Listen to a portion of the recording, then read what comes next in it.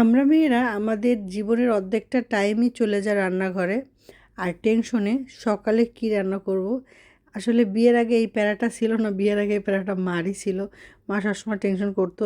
আর এখন বিয়ের পরে 2টা 3টা বাচ্চা হওয়ার পরে এখন টেনশন আরও বেশি। বাচ্চাদের স্কুলের টিফিনে কি দিব, দুপুরে কি রান্না করব, মানে রাতে ঘুমানোর টাইমে এই একটা টেনশন হয়, সকালে উঠে আবার সেই টেনশন। পরে ডিসিশন চেঞ্জ করা হয় যে এটা রান্না করব না এটা রান্না করব, বাচ্চারা এটা খেতে চায় না বা এটা খাবে। মায়ের কত টেনশন। আর বাবাদের কোনো টেনশন নেই, বাবারা কাজ করে আনে, যা মন চায় তা রান্না করো, তারা শুধু কাজ করে আনে। আর মা সারাটা দিন একটা ঘরের ভিতরে একটা মহিলা কিন্তু অনেক কাজ থাকে। মানুষ মনে করে কি যে ঘরে আর কি কাজ, আমি মনে করি ঘরেই অনেক কাজ। কারণ বাচ্চা সামলানো যে কি একটা প্যারা, সে একটা মা ছাড়া কেউ বোঝে না। অনেক অনেক অনেক অনেক কষ্টের। আর সেই বাচ্চাটাকে মানুষের মতো মানুষ করাও কিন্তু অনেক কষ্টের। তো যাক, আজকে ছেলেদেরকে নুডলস রান্না করে দিলাম আর স্যান্ডউইচ দিলাম। আর আমার ছোটো ছেলে কিন্তু তেমন একটা ফ্রুট খায় না, তো ওকে ফ্রুট দেওয়ার চেষ্টা করো, ফ্রুট খেতেই চায় না, তারপর ওকে একটু কম কমই দিই।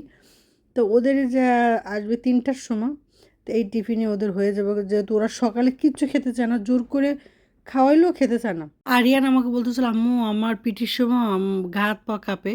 তো প্রথম 2 দিন ডিম সেদ্ধ করে দিছি, মানে ওদের খাওয়ার অভ্যেস নেই না সকালে। আর ওরা যায় ভোর 6টার দিকে চলে যায়, আর 6টার দিকে বাচ্চারা ঘুম থেকে উঠে কিন্তু খেতে চায় না। তো এই জন্য আর কি করার পরে 2 দিন ডিম দিছি, ডিম খেতে চায় না, মাইরে মাইরে খাওয়ানো লাগে। এই জন্য কিছু থাক, ওরা ওদের আবার নাম যখন ডাকে স্কুলে তখন আবার ফ্রুট ব্রেক দেয়, তারপর আবার খেতে দেয়। তো আমার ওদেরকে পাঠানো হয়ে গেছে, মানে আপনাদেরকে দেখাচ্ছি যে সকালে এই কাজটা থাকে। আর রাত্রে আমি কখনো থালাবাটি থুই না, রাত্রে সব সময় থালাবাটি পরিষ্কার করে রান্নাঘর পরিষ্কার করে পরে যায় আমি রান্না করি। সকালবেলা উঠে রিল্যাক্স লাগে।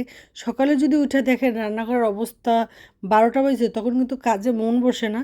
এজন্য যত সম্ভব কষ্ট হলেও রাত্রে চেষ্টা করবেন যে রান্নাঘরটা ক্লিন রাখার। কারণ হাদিসেও আছে, শুনছি যে রাত্রে থালবাটি ধুয়ে রাখা নাকি ভালো, ঘরে আয়ুর্নতি আসে। তো আমি সবসময় চেষ্টা করি যে রাত্রে সবসময় থালবাটি ধুয়ে রাখার জন্য। আর যখন না পারি তখন তো আর কী করার। তো এইখানে ওদেরকে নাস্তা দেওয়ার পরে সব ক্লিন করার পরে পরে আজকে চিন্তা করছি যে আজকে একটু ওটস খাবো। যে ওটস অনেক দিন খাই না, অনেক দিন বলতে কি 1 বছরের বেশি হয়ে গেছে। তো এখানে আমি কিন্তু কোনো চিনি অ্যাড করি নাই, কারণ চিনি না খেতে খেতে আমার অভ্যেস হয়ে গেছে। আর এখন ভালোই লাগে, মধুর ঘ্রাণটা আমার কাছে কিন্তু আসে না।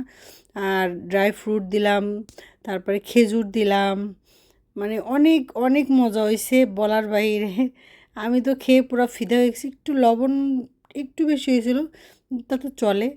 আমার কাছে অনেক ভালো হয়েছিল আজকের নাস্তাটা। আর খাওয়ার পরে না রিল্যাক্স লাগতেছিল, কেমন যেন হেভি হেভি লাগতেছিল না, গ্যাস আসতেছিল না। সারাদিন অন্য দিনে যে পরোটা খাওয়া হয়, অন্য কিছু খাওয়া হওয়ার পরে না একটা গ্যাস আসে, কিন্তু আজকে এটা খাওয়ার পরে কোনো গ্যাস ট্যাস আসে নাই, খুব ভালো লাগতেছিল। তো এই যে সকালের আয়োজন, এখন চলে আসলাম দুপুরের আয়োজনে। ডিমটা ভাজিটা দেখাতে পারলাম না। তো এইখানে আজকে রান্না করব ডিম আর আলু দিয়ে ভুনা করব। এটা হচ্ছে গিয়ে আমার ছেলেদের ফেভারিট খাবার আর আমারও ফেভারিট খাবার। অনেক অনেক অনেক বেশি মজা লাগে। তো আজকে ডিমটারে কি করছি, পেঁয়াজ দিয়া আর ধনেপাতা কুচি করে সুন্দর করে মানে গোল গোল করে ভাজি করছি।